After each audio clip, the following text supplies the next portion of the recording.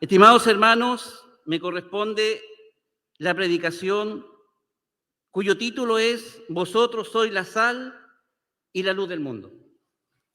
La palabra de Dios en Mateo capítulo 5, versículo 13, 14 y el 15, que ya lo leímos en el devocional, dice lo siguiente: Vosotros sois la sal de la tierra, y si la sal se desvaneciere, ¿con qué será salada?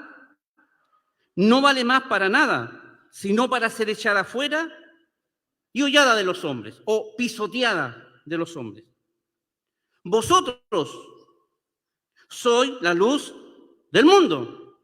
Una ciudad asentada sobre un monte no se puede esconder, ni se enciende una lámpara y se pone debajo de un almud, va sobre el candelero y alumbra a todos los que están en casa. Así alumbre vuestra luz delante de los hombres, para que vean vuestras obras buenas y glorifiquen a vuestro Padre que está en los cielos. Oremos.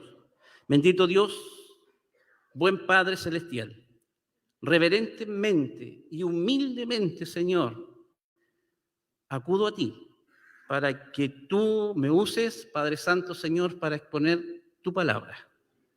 Bendice a todos los que, Señor, han llegado aquí dispuestos a recibir el alimento de tu palabra, oh Dios mío, Señor.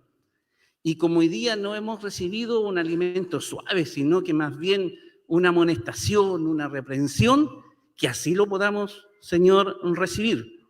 Porque es tu palabra, Señor, la que nos quiere corregir. Tu palabra nos quiere restaurar. Tu palabra, Padre Santo, Señor, quiere hacer despertar a la iglesia adormecida, oh Dios mío, Señor, de estos últimos tiempos, para honra, gloria y alabanza de tu santo nombre. En el nombre de Cristo, nuestro Señor y Salvador. Amén. Los capítulos 5 y 7 de Mateo cuentan de un sermón que el Salvador predicó al inicio de su ministerio. Este se ha llegado a conocer como el famoso Sermón del Monte.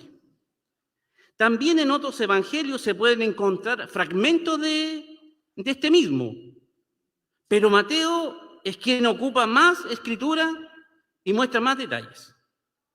El Sermón del Monte, a manera muy simple, es una serie de enseñanzas sobre la rectitud del cristiano. Es quizás el discurso más largo que dio Jesús.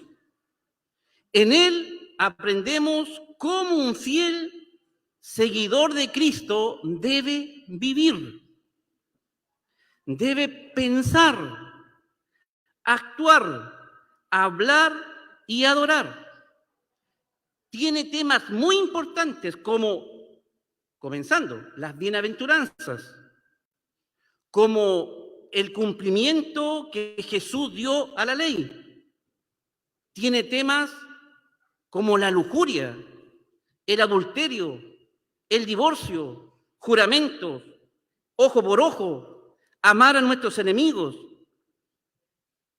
Un tema tan importante que se ha mostrado ya en varios temas y talleres, la oración. Y también un tema que se encuentra en el Sermón del Monte, que muchos la llamamos como la regla de oro. Y por supuesto también el tema al cual me tengo que referir hoy. Vosotros sois la sal de la tierra y la luz del mundo. El Señor Jesucristo, en su misericordia y gracia, nos eligió a nosotros como un pueblo redimido, para que tuviéramos la dicha de ser quienes somos. Y nosotros somos sus seguidores y servidores aquí en este mundo. ¿Y este mundo cómo es? Maligno y perverso. ¿Pero en qué basamos esta dicha? El Señor Jesucristo comienza diciendo: bienaventurados. Yo no sé nada de griego. A veces hurgueteo por ahí, ¿cierto? esas palabritas que me pueden dar alguna idea. Pastor Luis, usted es más caperuso en el griego. En griego, la palabra bienaventurado es makarios, que es igual a dichoso, afortunado, feliz, bendecido. Y muchas veces decimos doblemente feliz, que yo creo que está bien. Bueno, no puedo dejar de acordarme de un amigo que tuve en Chiloé. Yo estuve muy joven en Chiloé. El presbiterio me mandó a Chiloé a hacerme cargo de un local que el presbiterio tenía allá, en Ancud.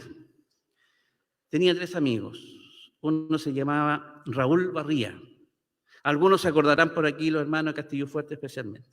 Manuel Barría y Macarios Barría. Me acordé de él, Macarios. Y en griego su nombre significa bienaventurado.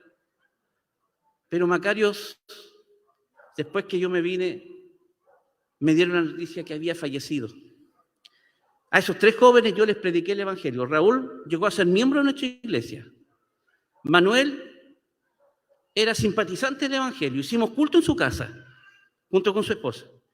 Macarios, el bienaventurado, nunca quiso creer. Y murió joven porque entró a la mar, porque todos eran pescadores.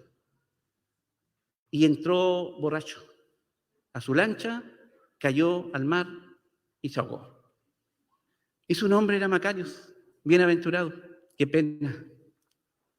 Qué pena es que muchos podrían ser bienaventurados, pero qué pena es que muchos van a morir desobedeciendo al Señor. Hago un llamado para que tú no te mueras, y no soy fatalista. Primero tienes que obedecer a Dios. Primero tienes que ser un bienaventurado. ¿Ya? Bueno, esta dicha o esta bendición de ser bienaventurado, estimados hermanos, no se basa en decir, soy dichoso, ¿cierto? Porque como cristiano, Dios me ha bendecido y logré tener un auto nuevo. Soy dichoso. 0 kilómetros.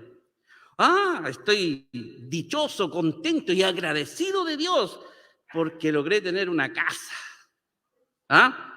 O una parcela.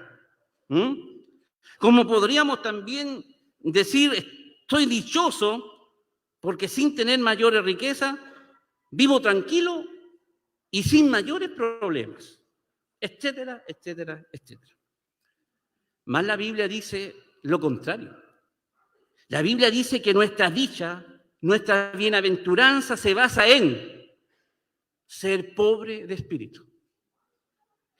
Pobre de espíritu, no estamos hablando de pobrecito, no tiene plata, no, estamos hablando de pobre de espíritu. Es quien sabe que está arruinado espiritualmente si se encuentra sin Cristo y sin Dios. Si usted no tiene a Cristo, ¿cierto? Allí es un pobre de espíritu. Es aquel que está desprovisto de toda virtud humana, pero reconoce en humildad su pobreza total ante Dios que es soberano en todas las cosas y que en Dios se encuentra todo y sobre todo la salvación. Si usted no es pobre de espíritu, no es bienaventurado. La recompensa que dice la palabra del Señor, el reino de los cielos es para ellos. Aquí tenemos un verdadero bienaventurado. No quiero oír bienaventuranza por bienaventuranza, solamente mencionar algunas.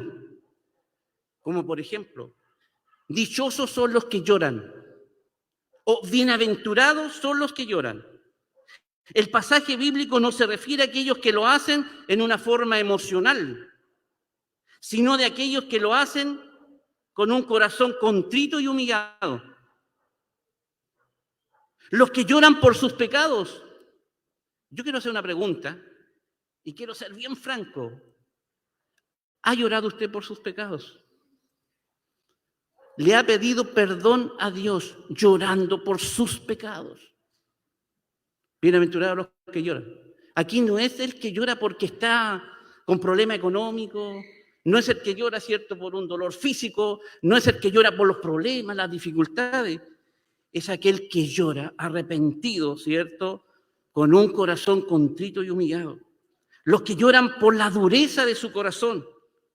Ya hoy día, a esta altura, estimados hermanos, deberíamos estar llorando por la reprensión ya que Dios nos ha dado en los temas. Porque tengo contra ti. Es un temazo. El tema de la tarde. Todo esto encierra, estimados hermanos, el propósito, ¿cierto?, del Congreso. Acuérdense, ¿cierto?, que el tema del Congreso es examinaos si estáis en fe. Bajo el texto que leímos al principio, el que no es conmigo, contra mí es, y el que conmigo no recoge, desparrama. Bienaventurados los que padecen persecución por causa de la justicia, y cuando os persiguieren, dijeren de vosotros todo mal por mi causa, mintiendo. Porque, de verdad, hermanos queridos, que los que quieren, ¿cierto?, vivir piamente en Cristo van a padecer persecución, pero por la causa de Cristo. Y podrán hablar muchas cosas en contra de nosotros, la enseñanza, la predicación y todo eso, pero es por la causa de Cristo y debemos estar dispuestos a sufrir por eso, porque así dice la Biblia que vamos a ser bienaventurados. ¿Ya? O pueden hablar cualquier falsedad de nosotros, porque aquí dice mintiendo. Pero, ¿y si el inconverso de usted dice una verdad? Mire el cristianito. El vocabulario que tiene en la empresa, en su trabajo, cómo trata a su esposa, cómo trata a los hijos, mire cómo se porta, mire dónde está el cristianito. Y si es verdad que nos estamos portando de esa manera, entonces el mundo ya tendrá razón, porque está hablando verdad de nosotros. Esta bienaventuranza está ligada a la identificación del cristiano con Cristo, y éste estará dispuesto a sufrir todo, aún dar su vida por la causa de Cristo, por la verdad y por el Evangelio. El apóstol Pablo es un ejemplo muy claro cuando nos dice en 2 Timoteo, capítulo 3, 11 al 12, persecuciones, aflicciones, cuales me sobrevinieron en Antioquía, en Iconio, en Listra, cuáles persecuciones he sufrido, y de todas me ha librado el Señor, y también todos los que quieren vivir piamente en Cristo Jesús padecerán persecución. A lo que dice Lucas 21, 17, seréis aborrecidos de todos por causa de mi nombre. Ser dichoso o bienaventurado no se basa en una posición social, material, económica, porque la merced no es de este mundo. Como bien lo dice el versículo 12, gozaos y alegraos, porque vuestra merced es grande en los cielos, que así persiguieron a los profetas que fueron antes de vosotros. Ahora, el Señor Jesucristo, una vez que entendamos lo que significa verdaderamente la dicha de ser un hijo de Dios, ahora nos dice en el versículo 13 y 14, vosotros sois la sal de la tierra, y vosotros sois la luz del mundo. Estimados hermanos, no somos un tipo de sal. Aquí no existe la sal presbiteriana, la sal fundamentalista, la sal pentecostal. No, no somos un tipo de sal. Somos la sal de la tierra. Tampoco una marca especial. Tampoco somos el salerito de mesa, ¿ya? Ese que es chiquitito y anda por aquí, por allá, por aquí, por allá, pero no sale de la mesa. Algunos lo quieren y otros no. Somos la sal de la tierra. Y aún tampoco dice que somos la sal de la iglesia, sino que dice que somos la sal de la tierra, que está corrompida. La tierra, el mundo, que es maligno y perverso. Esa es la condición. Pasaje, ¿cierto? Mostraron los hermanos ya con respecto a lo corrompido que está este mundo, los expositores anteriores. La sal era muy importante en el mundo antiguo. Era usada como medio de pago a los soldados romanos. ¿Tan importante llegó a ser la sal? De ahí viene el término salario, que en latín era salarium. Se usaba como condimento, no me voy a referir a cada una de ellas porque me voy a referir especialmente a una. Job 6:6. En sacrificio consumado en el altar de Dios, Levítico 2:13. Para hacer estéril el campo de los enemigos, Sofonía 2:9. También podemos hablar de la sazón de la sal. En la actualidad todos sabemos que la característica esencial de la sal es saborizar las comidas. Y si estas no son saladas, se encuentran insípidas, sin gusto. Por lo tanto, los cristianos son los que sazonamos este mundo con el Evangelio de Cristo, mostrando el carácter de Cristo que está en nosotros a un mundo que es insípido en lo espiritual, alejado completamente de los propósitos de Dios. Pero quisiera dar énfasis en un uso especial de la sal en los tiempos de Cristo. La sal previene la corrupción o putrefacción de los alimentos. En tiempos antiguos la sal era muy usada por su efectividad y aún todavía. Pero ahora ya hay otros elementos más tecnológicos para conservar los alimentos. Era muy usada por su efectividad para conservar carnes y pescados. Si bien es cierto, no podía terminar con la corrupción en sí, pero cuando era aplicada a un alimento podía evitar la corrupción de éste.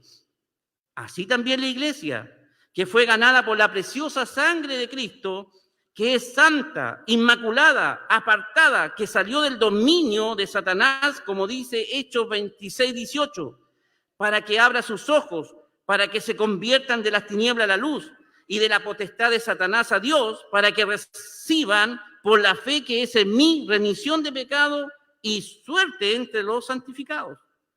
Aún así, no podrá terminar con la corrupción de este mundo, que es maligno, es perverso. Y Génesis 6:12 dice, y miró Dios la tierra, y aquí que estaba corrompida, porque toda carne había corrompido su camino sobre la tierra. Pero sí podemos prevenir la corrupción de este mundo con la eficacia del Evangelio, su palabra que Dios nos ha dado, y está puesta en nosotros para enseñarla y predicarla. Tengo un libro en mi casa que alguien me lo regaló y me ha servido de harto. He podido comprender varias cositas con respecto, ¿cierto?, a las usanzas ya de los judíos en los tiempos de Cristo. Usos y costumbres de los tiempos bíblicos. Ese es el título del libro. Dice en una de sus páginas, cuando la sal se recogía en la cercanía del Mar Muerto, alguna de ellas era buena sal. Creo que a esta sal se refería a Cristo cuando dice, vosotros sois la sal de la tierra. Pero había otra sal que había perdido su efectividad o sazón. Esta sal de verdad que no se tiraba. También se podía almacenar en el templo de Jerusalén, en sus bodegas. Y cuando las lluvias del invierno hacían resbaladiza la superficie de mármol de los atrios del templo, esta sal se echaba sobre el piso para reducir el peligro de deslizamiento. Por ello, ¿cierto?, la sal que ha perdido su sabor solo sirve para ser pisoteada por los hombres. En otro libro leía que la sal también se echaba en los caminos para endurecer la tierra y para, ¿cierto?, que no saliera o brotara ninguna raíz, ninguna maleza en el camino. Y por eso, ¿cierto?, que el Señor Jesucristo dice que la sal que pierde su sazón va a ser tirada y pisoteada por los hombres. Textualmente el Señor Jesucristo dice, y si la sal se desvaneciere, ¿con qué será salada? No vale más para nada sino para ser echada fuera y hollada o pisoteada por los hombres. Versículo 13. Hermanos queridos, como dije, a veces nos gusta un poco escudriñar el hebreo, el griego, porque nos dan varias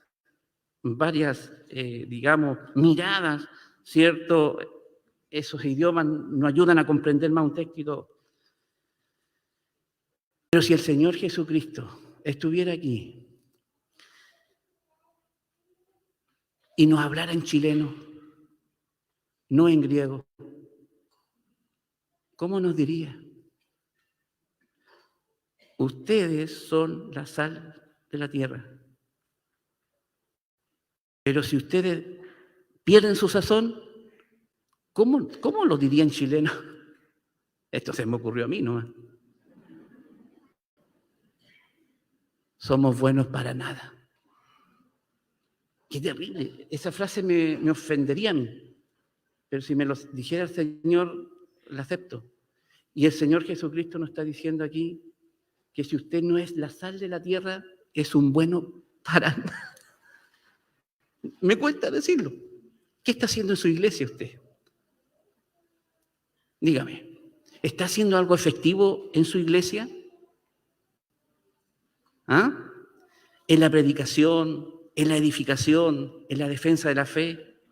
¿Es un apoyo para su pastor? ¿Es un problema para su pastor? Bueno, hermano, el Congreso nos llama a examinarnos. Si de verdad, como yo dije en mi oración delante, nos venimos a retarlos. De hecho, yo acepto la reprensión del Señor. Si este tema yo me lo he dado, hermano, sin mentirle, como 5 veces me lo he dado yo. Porque yo voy manejando y me voy acordando de mi tema. Pregúntenle a los hermanos de Monte Águila cuántas veces ya le he dado este tema, porque con ellos practico, y los hermanos de Cabrero igual. Y los jóvenes, el domingo, recibieron también, ¿cierto?, el mismo mensaje. Jóvenes que están en la galería allí, ustedes son la sal de la tierra, la luz del mundo. ¿Ah? No descuiden, por favor, lo que el mismo Señor Jesucristo, ¿verdad?, allí les califica como iglesia.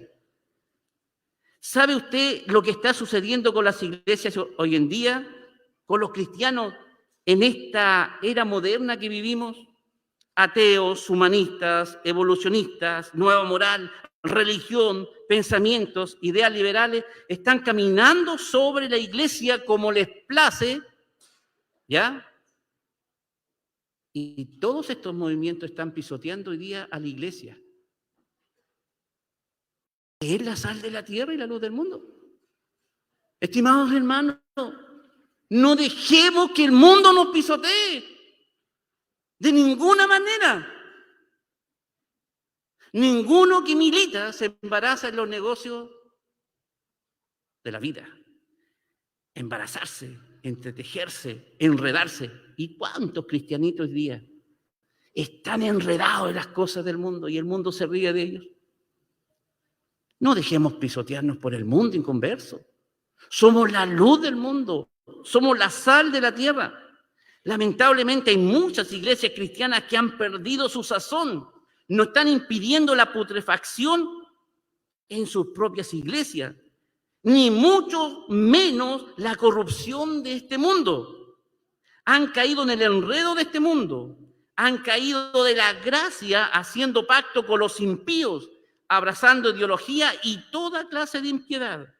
Y como esta iglesia ya no sazonan con el verdadero evangelio, solo están para ser pisoteadas de los hombres. Atendamos el consejo del apóstol Pablo en Romanos 12, 1 y 2. Así que, hermanos, os ruego por la misericordia de Dios que presentéis vuestro cuerpo en sacrificio vivo, santo, agradable a Dios, que es vuestro racional culto. Y no os conforméis a este siglo, más reformados por la renovación de vuestro entendimiento, para que experimentéis cuál sea la buena voluntad de Dios, agradable y perfecta. También es importante la advertencia que el apóstol Pedro nos hace en el capítulo número 2. Versículo 20 al 22. Ciertamente, si habiéndose ellos apartado de las contaminaciones del mundo por el conocimiento del Señor y Salvador Jesucristo, y otra vez envolviéndose en ellas, son vencidos, sus postrimerías les son hechas peores que los principios, porque mejor les hubiera sido no haber conocido el camino de la justicia, que después de haberlo conocido, tornándose atrás del santo mandamiento que les fue dado. Pero les ha acontecido lo del verdadero proverbio: el perro se volvió a su vómito y la puerca lavada a revolcarse en el cieno. Vosotros sois la luz del mundo. Primeramente tenemos que decir que al hablar de luz en la Biblia es sinónimo de Jesucristo, porque Él es, en su esencia, es luz y perfecta luz, y solo con Cristo en nuestras vidas nosotros podemos dar luz. El mismo Señor Jesucristo declara que Él es la luz. Juan 8:12, yo soy la luz del mundo, el que me sigue no andará en tinieblas, mas tendrá la lumbre de la vida. Entre tanto que estuviera en el mundo, luz soy del mundo. Yo, la luz, he venido al mundo para que todo el que cree en mí no permanezca en tinieblas. Y también Juan 3:19 nos hace ver que Jesús, a pesar que la luz vino al mundo, los hombres amaron más las tinieblas que la luz, y hace ver la condición de este mundo que, como ya dijimos, es maligno, corrupto y perverso, corrompido. Un mundo que vive en completa oscuridad, diciendo en este texto literalmente, porque las obras del mundo son malas. Cristo nos invita a cumplir nuestra responsabilidad como luz del mundo, a dar el mensaje de esperanza, de perdón, de arrepentimiento a un mundo que está en completa ceguedad espiritual. Y somos una ciudad asentada sobre un monte. La iglesia no tiene por qué esconderse. Pero cuando la iglesia se esconde, ¿cuándo es tapada su luz con un almud, como dice la Biblia en el versículo 15? La respuesta es cuando la iglesia deja de alumbrar, cuando pierde su luz, cuando cae en pecado, cuando pareciere que ser cristiano es solamente ir a la iglesia regularmente, cumplir con una serie de reglas y normas. Cuando la iglesia abraza ideologías, costumbres del mundo, cuando la iglesia pierde su militancia, como dice en 2 Timoteo 2:4, y mencioné delante el versículo. Ninguno que milita se embaraza en los negocios de esta vida. Cuando la iglesia cae en el evangelio social, que lamentablemente es predicado y practicado por muchos, y ya no se habla del pecado como un mensaje escritural, sabiendo que no se puede hablar de salvación verdadera si no se habla del pecado y su consecuencia de condenación al infierno. Pero cuando el pecado crece, la gracia de Dios sobreabunda. Y aquí está el amor de Dios manifestado a un mundo que está en oscuridad. En los escritos sagrados del apóstol Pablo a las iglesias, donde su propósito general era que fueran iglesias fieles al Señor, Pablo menciona claramente, y era su estilo, una lista de pecados.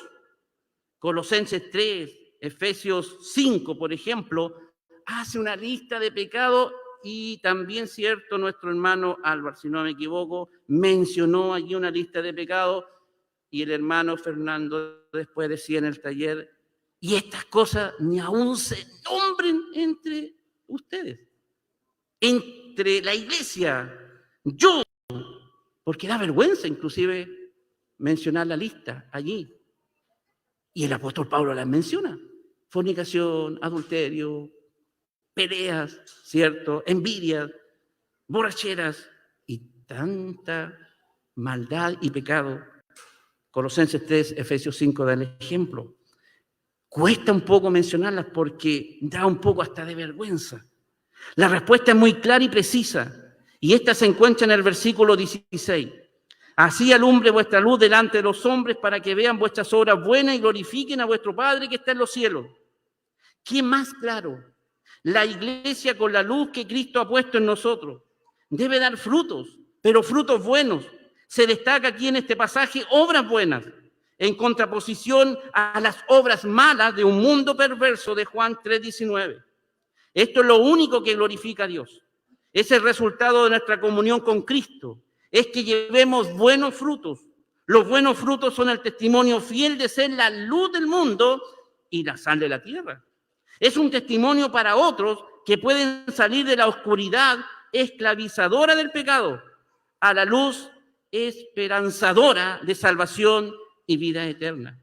Como iglesia, no podemos apagar el Espíritu Santo que debe brillar todos los días en nosotros, como Pablo le dice a los hermanos de Tesalónica en su primera carta, capítulo 5, versículo 19. No apaguéis el Espíritu. No saquemos a Cristo de nuestras vidas y por ende de nuestras iglesias, como lamentablemente hoy día muchas iglesias no están siendo luz, han caído en la oscuridad del pecado, cayendo más y más en una ceguera espiritual. Hay una ilustración que la leí por allí y me pareció importante. Y la tengo aquí, pero solamente el título. Y creo que me faltan 5 minutos de los 20. Había una iglesia que tenía un título en su frontis. No tenía un versículo, tenía un título. Nosotros predicamos a Cristo, con letras así, bonitas, en el frontis. Y resulta que creció una enredadera en la esquina del frontis y la enredadera subió y la enredadera tapó la palabra a Cristo. Paradójicamente esa iglesia ya no predicaba a Cristo. Nosotros predicamos y nadie se dio cuenta. Claro, esa iglesia predicaba, pero ya no estaba predicando a Cristo. ¿Qué estarían predicando? Luego la enredadera creció y tapó la palabra predicamos. Y paradójicamente la iglesia ya ni siquiera predicaba, sino que quedó la palabra nosotros. Un conjunto de personas, un grupo de personas, que ni siquiera ya predicaba, ¿cierto? Y menos de Cristo. Tomando un postrer ejemplo, y con esto ya termino. En el último libro de la Biblia, en Apocalipsis 3:18, el Señor le dice a la iglesia de la Odisea y nos dice a cada uno de nosotros: unge tus ojos con colirio para que veas. Representando a aquella iglesia tibia y ciega espiritualmente de los últimos tiempos. Este es un mensaje único para la iglesia de hoy, porque no podemos dar luz si nosotros no estamos en luz. Y no podemos ser la sal de la tierra si hemos perdido la sazón. Como dice también Mateo 5:14, si un ciego guía a otro ciego, ambos caerán en el hoyo. Y termino citando el pasaje de Pedro 2:9, estimados hermanos, más vosotros sois linaje escogido, real sacerdocio, gente santa, pueblo adquirido, para que anunciéis las virtudes de aquel que os ha llamado de las tinieblas a su luz admirable. Que el Señor les bendiga.